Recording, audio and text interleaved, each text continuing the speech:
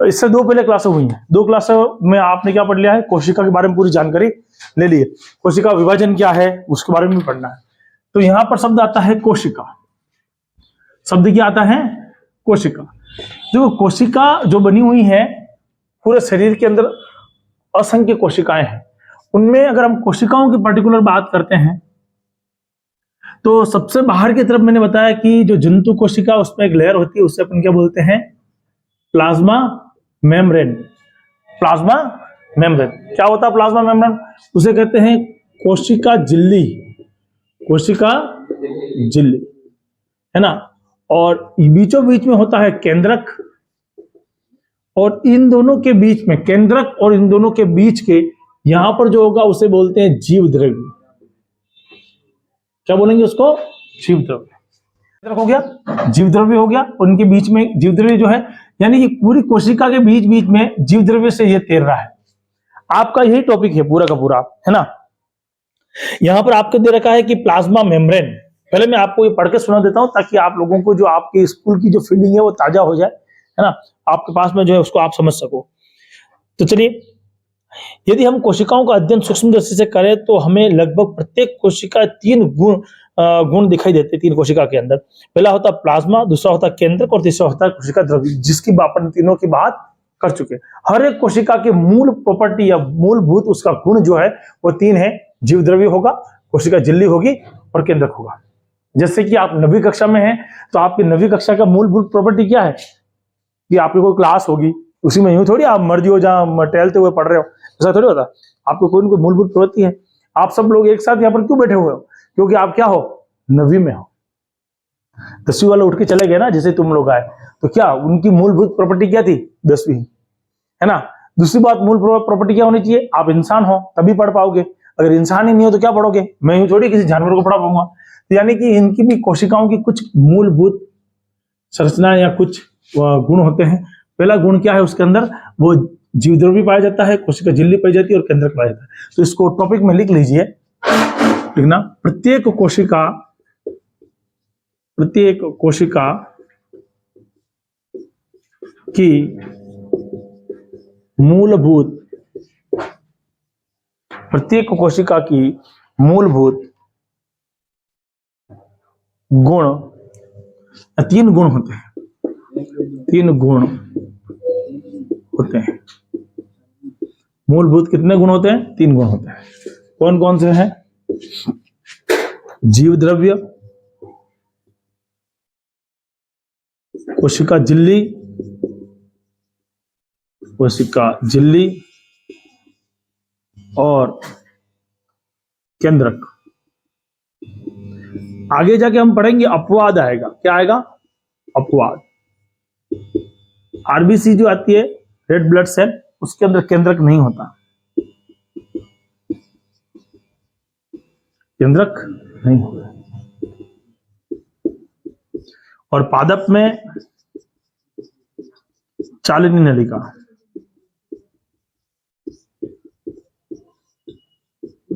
में केंद्रक नहीं होता। बातें नहीं करेंगे। पादप की जो चालिनी नलिका है उसमें भी केंद्रक नहीं होता है। और मनुष्यों के अंदर या सजीवों के अंदर जो आरबीसी है, रेड ब्लड सेल्स है ना, लाल रक्त कणिकाएं, उनके अंदर भी क्या नहीं होता, हमारे खून के अंदर भी क्या नहीं होता, केंद्रक नहीं होता। लेकिन वो कोशिकाएं, ये ध्यान रखना। तुम उसको यूं नहीं कहते ये तो सर आपने कहा था तीन गुण तो होने चाहिए, उसके अंदर केंद्रक है ही नहीं, तो गुण ही नहीं, और गुण नहीं है तो कोशिका नहीं है, ऐसा नहीं है ना। नेक्स्ट देखिए,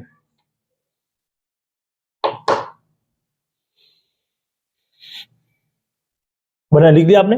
नेक्स्ट देखिए,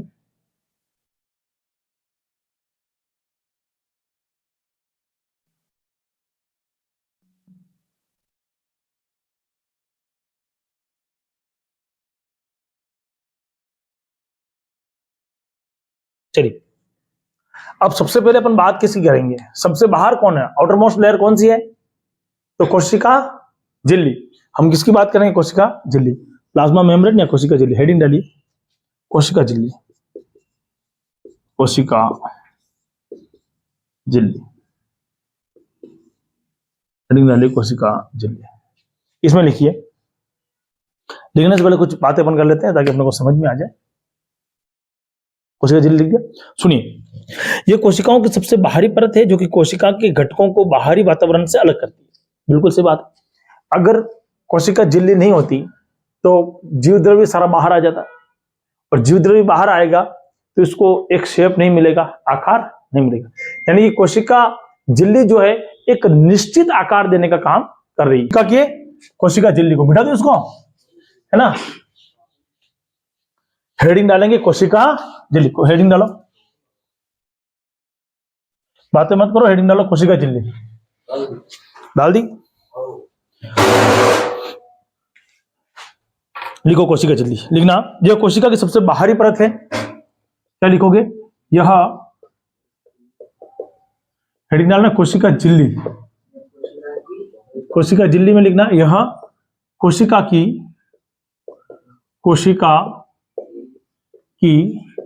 सबसे बाहरी परत है। नोट लिख देना यहीं पे। पादप कोशिका में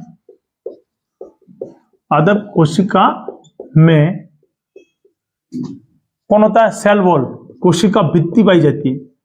कोशिका भित्ति यानी कि सेल वॉल पाई जाती है। लिख दिया, है ना। सबसे बाहर प्लांट्स में कौन होती है, कोशिका भित्ति होती है। जंतुओं में कौन सी होती है, कोशिका झिल्ली होती है। ये लिख दिया। नेक्स्ट लिखिए, ना, यह वर्णात्मक पब्लिक चयनात्मक पारगम्य होती है। पारगम्य होती है मतलब ये सेलेक्टिव परमेबल होती है, कुछ चीजों को अंदर आने देती है और कुछ चीजों को अंदर नहीं आने देती। यूं तो तुम्हारे हाथ पे तुम पानी डालोगे, सीधा पानी जाके ब्लड में थोड़ी मिक्स हो रहा है, क्या तो हो रहा है, नहीं हो रहा है। यानी कि ये कुछ चीजों को अंदर आने, लेकिन आप अगर मुंह या स्प्रे लगाते हो तो आपको अंदर की तरफ महसूस होता है। कोई दवाई लगाते हो, कोई वैक्सीन, कोई चीज लगा रहे हो तो अंदर की तरफ महसूस होता है। उसका कारण क्या है, ये चयनात्मक पारगम्य होती है। कौन, कोशिका झिल्ली। नेक्स्ट लिखिए, है ना, जैसे विसरण व परासरण, जैसे विसरण और परासरण। विसरण किसे कहते हैं, नोट हिंट लिख देना। विसरण मतलब होता है वायु के साथ, और परासरण मतलब होता है, परासरण होता है पानी के साथ। पानी यानी कि जल, है ना। इसको बॉक्स में बंद कर देना। आपको याद रखना, वी से विसरण, व से वायु, प से परासरण, प से पानी, याद रह जाएगा आपको। नेक्स्ट लिखिए, नेक्स्ट लिखिए,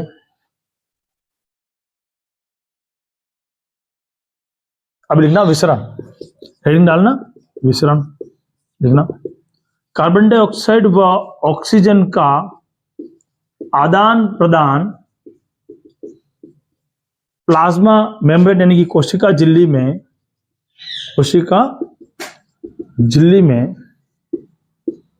किसके द्वारा होता है, विसरण द्वारा होता है। विसरण द्वारा होता है। मेरी बात को ध्यान से समझने की कोशिश करना, है ना। कार्बन डाइऑक्साइड है और ऑक्सीजन है। हम ऑक्सीजन को अंदर लेते हैं, कार्बन डाइऑक्साइड को बाहर छोड़ते हैं। तो ये जो आदान प्रदान कोशिकाओं के लिए प्रत्येक कोशिका में जाएगी, ऑक्सीजन ले रहे वो प्रत्येक कोशिका में जाएगी, तो किससे होता है, विसरण विधि के द्वारा होता है। मैंने क्या बोला, व से विसरण, व से वायु। वायु कौन है, ऑक्सीजन और कार्बन डाइऑक्साइड प्रत्येक कोशिका में प्रवेश करेंगे। ठीक है, लिखना, लिख दिया।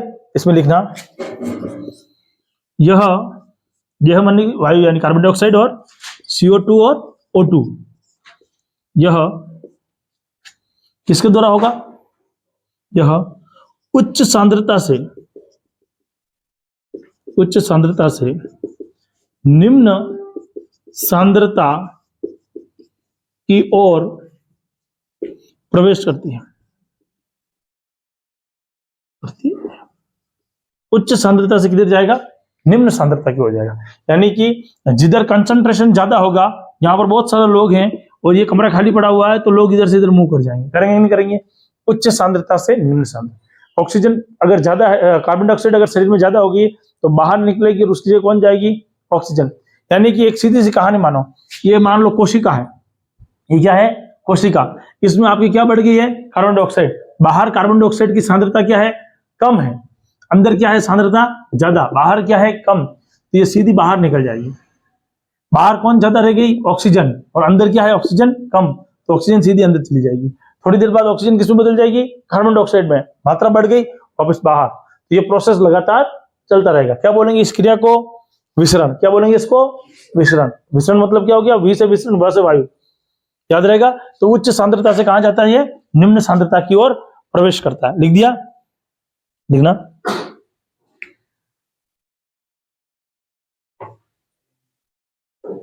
तो उच्च सांद्रता से निम्न में लिखूं क्या इसको पूरा? लिखा देता हूं चलो, ताकि तुमको ध्यान आ जाएगा। बाकी और पूछोगे कि कैसे हुआ, इसको तुम्हारी बुक में दे रखा वैसे लिखा देता हूं।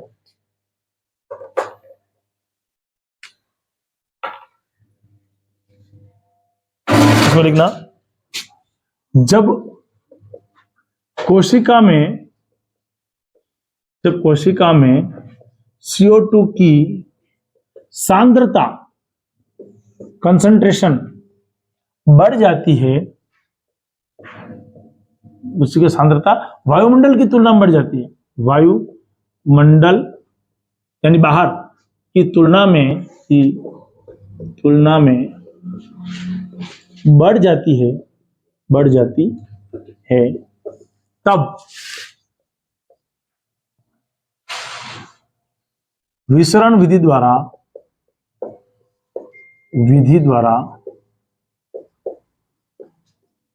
CO2 कोशिका से क्या आ जाएगी? बाहर आ जाती है। बाहर आ जाती है, बाहर आ जाती है। इसी प्रकार O2 की मात्रा वायुमंडल में, मात्रा की जगह कर दो सांद्रता, है ना, कंसंट्रेशन की बात कर रहे हैं, मात्रा तो वैसे वायुमंडल में ज्यादा ही होगी। वायुमंडल में अधिक होने पर लंग्स यानी फेफड़ों में प्रवेश कर जाती है, कोशिका में प्रवेश कर जाती है। कोशिका आता परासरण। अगला टॉपिक क्या आएगा? परासरण। इसको मिटा दो। देखो दो चीजें पढ़नी थी, एक तो विसरण पढ़ना था, विसरण वायु की वजह से होता है, और परासरण किसमें होगा? परासरण किसमें होगा? बोलो बेटा। पानी यानी कि जल, जल यानी कि जो भी लिक्विड पदार्थ है वो सब। याद रखने के लिए अपने जल लिखा है, ले। तो अब लिखेंगे परासरण। परासरण लिखिए। परासरण लिखना, कोशिकाओं में जल और घुलनशील पदार्थ, कोशिका में जल और घुलनशील पदार्थ की मात्रा, जल और घुलनशील पदार्थ की मात्रा, जल और घुलनशील पदार्थ की मात्रा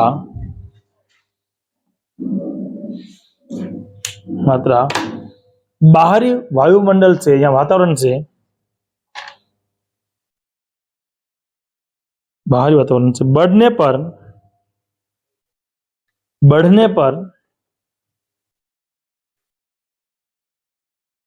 पर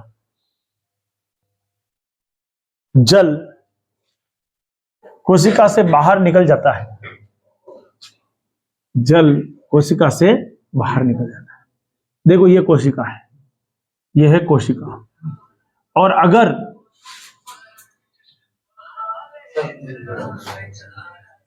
बंद कर दे बेटा इसको, साइलेंट कर दे फोन को, साइलेंट कर दे, वापस बोलेगा बाकी। अगर ये मान लो आपने किसी, अब इतना बड़ा तो प्लेटलेट डिस्क होगी नहीं, तो कोशिका बहुत छोटी होती है। अब बाहरी वायुमंडल में अपन बात करें, है ना, अब पहले CO2 की बात करी थी, अब CO2 को अपन ने क्या कह दिया? विसरण।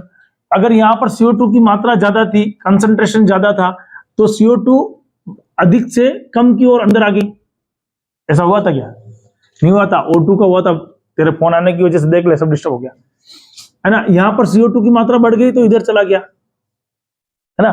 कार्बन डाइऑक्साइड कोशिका में बढ़ने से बाहर आ गई, लेकिन ऑक्सीजन की मात्रा बाहर ज्यादा, सांद्रता ज्यादा होने से कहां चली गई? अंदर चली गई। मात्रा कह रहा हूं मतलब वो क्या है? सांद्रता है। क्या है वो? सांद्रता है। क्या है वो? सांद्रता। अब बात आती है परासरण की। परासरण के अंदर क्या होगा?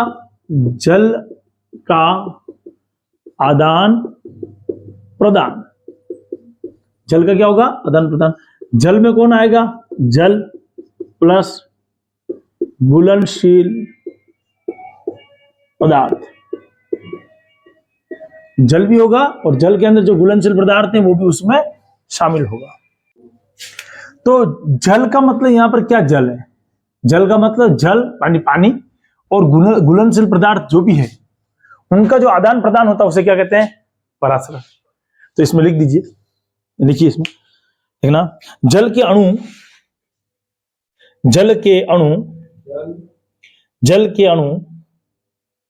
घुलनशील पदार्थों के साथ, जल के अणु घुलनशील पदार्थों के साथ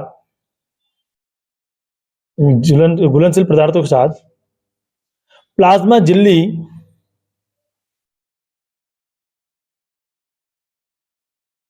झिल्ली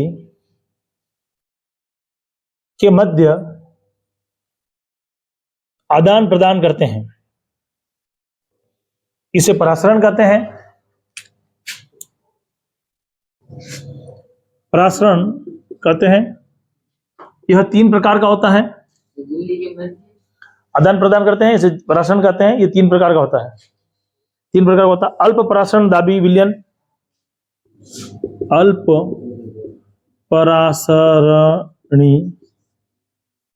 परासरणी दाबी विलयन,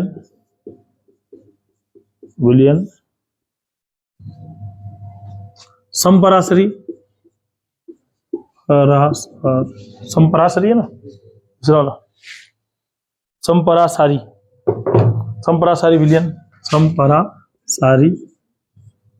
विलयन, और तीसरा कौन सा आएगा? अति परासारी विलयन, अति परासारी दाबी विलयन। दाबी लगा दो, इसके आगे भी दाबी लगा दो। ठीक है, यानी कि अल्प परासरी, जिसमें कि ये समझना है कि परासरण की दाब यानी कि कोशिका के अंदर, ये जैसे मान लो, इसको पहले समझना, ये कोशिका है, इसमें भी क्या है? कोशिका है, और ये भी क्या है? कोशिका है। ठीक है। अल्प परासरी में क्या होगा? बाहर जो सांद्रता है,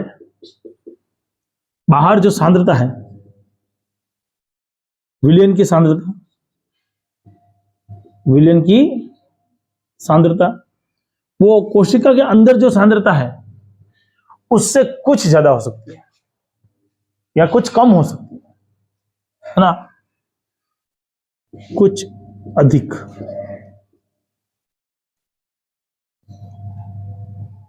ठीक है, अंदर वाली सांद्रता की तुलना में। मान लो अंदर की तरफ, मान लो सांद्रता है उसकी 30%, तो बाहर है अपने पास में 40%। मेरी बात समझ में आ रही है?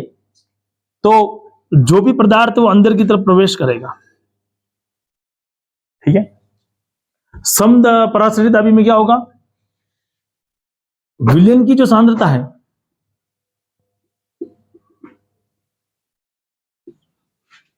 वह कोशिका सांद्रता के बराबर हो, यानी कि बाहर अगर मान लो 40% है तो अंदर भी क्या है बोलो? 40% है। तो ऐसी परिस्थिति में कुछ कण इधर जाएंगे और कुछ कण अंदर आ जाएंगे, तो लिया दिया बराबर क्या कहलाएगा? समपरासर। अगला आता है अपने पास में अति। इसमें क्या होगा? सबका सब अंदर प्रवेश करेगा। मान लो बाहर 30% है अंदर की तरफ, तो बाहर मान लेते हैं अपन की 80% है ना, तो सबका सब क्या होगा? बाहर से अंदर की तरफ प्रवेश। मेरी बात समझ में आएगी नहीं? सबसे पहले कौन आया? अल्प परासरी। दूसरा कौन आया? संपरासरी। तीसरा कौन आया? अति परासरी। लिख दो एक बार, डायग्राम बना लो ताकि याद रहेगा। लिख दिया? डायग्राम बना लो फटाक से, 3 तुलना करके डायग्राम बना दो, फिर उससे आगे अपन लिखेंगे।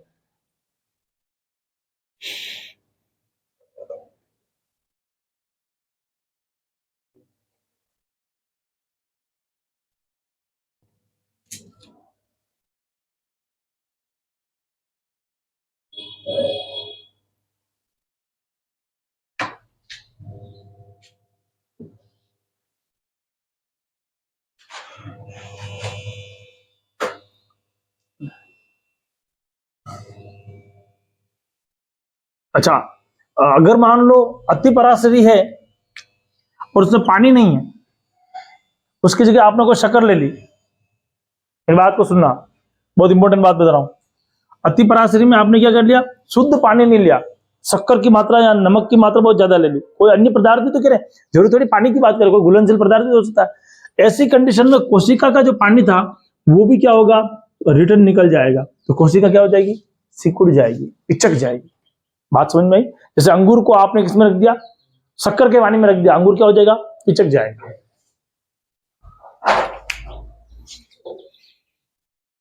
लिख दिया? अब लिखिए, हेडिंग डालो, अल्प परासरणीय दाब विलयन। अलग से हेडिंग डाल दो, उसी के नीचे लिखो, लिख पाओगे क्या, उसके नीचे जगह है क्या इतनी? है 2-4 लाइनों से कुछ होगा नहीं तुम्हारे, है ना? साइड में लिख दो, अलग से हेडिंग डाल दो, अल्प परासरणीय दाब विलयन। लिखना ना, ऐसा विलयन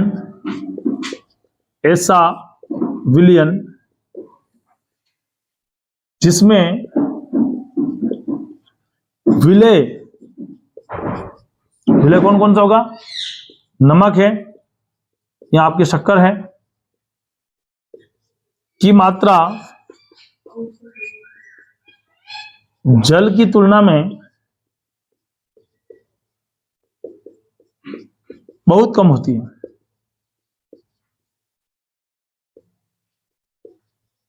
मेरी बात को समझना, ऐसा विलयन जिसमें विलय की मात्रा यानी शक्कर की मात्रा पानी की तुलना में बहुत कम है। जैसे मान लो 1 गिलास आपने पानी लिया, उसमें आपने आधा चम्मच शक्कर डाल दी। कितनी चम्मच डाली, आधा चम्मच शक्कर ही डाली, तो पानी मीठा होगा क्या, एकदम से नहीं होगा, है ना? ऐसे विलयन को क्या कहेंगे अपन, अल्प परासरणीय दाबी विलयन। लिख दिया आप लोगों ने, ऐसे लिखना, बहुत कम होता है। इसे अल्प परासारी दाबी विलयन कहते हैं। अल्प परासारी दाबी विलयन कहते हैं। मेरी बात को समझना, अपने पास में जो विलय मिलाया, जो नमक मिलाया, जो शक्कर मिलाई, उसकी मात्रा पानी की तुलना में ज्यादा थी, कम थी, इसीलिए वो पानी में आदान प्रदान तो करेगा, कोशिका जाएगी और आएगी तो सही, लेकिन कोशिका के अंदर ज्यादा प्रवेश करेगा, पानी ज्यादा प्रवेश करेगा कोशिका में, क्यों बाहर से अंदर की तरफ ज्यादा ही जाएगा ना। ये जल के अणु, इसमें लिखना, जल के अणु कोशिका में आदान प्रदान हेतु स्वतंत्र होते हैं, आदान प्रदान हेतु स्वतंत्र होते हैं,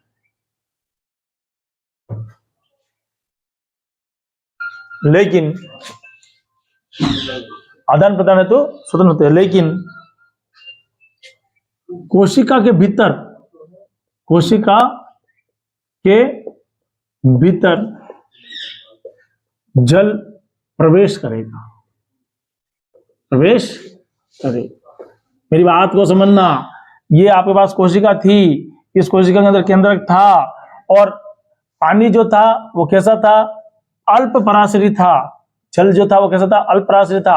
इसमें सांद्रता कम थी, इसमें सांद्रता ज्यादा थी, तो पानी इधर से इधर अंदर चला जाएगा। पानी किसमें चला जाएगा, इसमें चला जाएगा, क्योंकि कोशिका के अंदर पानी नहीं था।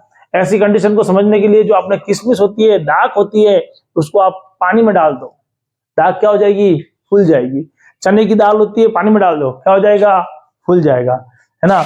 मूंग की दाल है, पानी में डाल दो, क्या हो जाएगा, फूल जाएगा। चावल को पानी में डाल दो, क्या हो जाएंगे, फूल जाएंगे। दूसरे दिन अपन डोसा बना लेंगे उसका। ठीक है, तो ये क्या होगा, ये क्या कहलाएगा, अल्प परासरणी दाबी विलयन कहलाएगा। हेडिंग डालो दूसरा, समपरासारी दाबी विलयन। हेडिंग दूसरा सेकंड नंबर डालो, समपरासारी दाबी विलयन। ठीक ना। जल की सांद्रता और कोशिका की सांद्रता समान होती है। जल की सांद्रता, सेकंड नंबर पॉइंट पढ़ रहे हैं अपन, जल की सांद्रता और कोशिका की सांद्रता समान। देखो 40% दोनों ले ली मैंने। जल की सांद्रता और कोशिका की सांद्रता समान होती है। देखिए, इसमें शुद्ध गति नहीं होती। इसमें बात कर रहा हूं, इसमें शुद्ध गति नहीं होती, नहीं है ना। ना तो कोशिका का पानी अंदर दिखेगा ना बाहर दिखेगा, जितना अंदर गया उतना उतना क्या हो गया, बाहर निकल गया, तो बराबर ही रहा, उसमें कोई चेंज नहीं आया। अब कौन आएगा, अति परासारी दाब। अति परासारी दाब,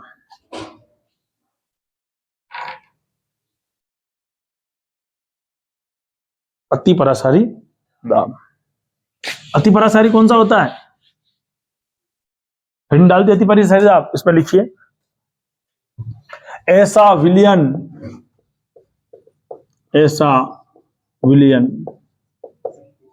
जिसकी, लास्ट वाले में, जिसकी सांद्रता, ऐसा विलयन जिसकी सांद्रता कोशिका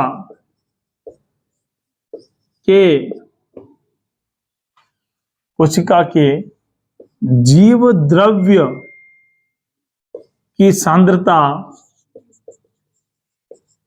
से बहुत अधिक होता है,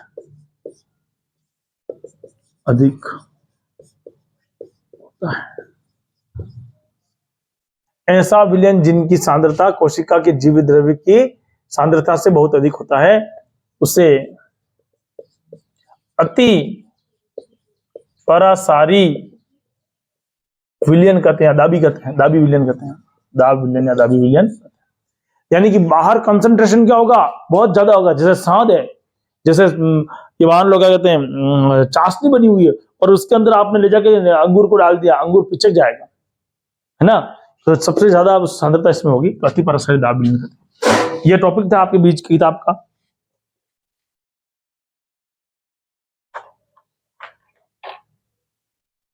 अच्छा, परासरण दाब का कोई उदाहरण आपको याद आ रहा हो तो,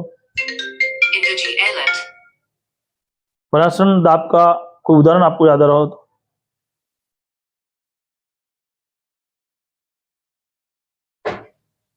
वाष्पोत्सर्जन है ना, एग्जाम्पल करके लिखना, नोट डाल के लिखना, परासरण दाब वाष्पीकरण में महत्वपूर्ण है, वाष्पीकरण में महत्वपूर्ण है। इसके आगे की क्लास अपन कर लेंगे।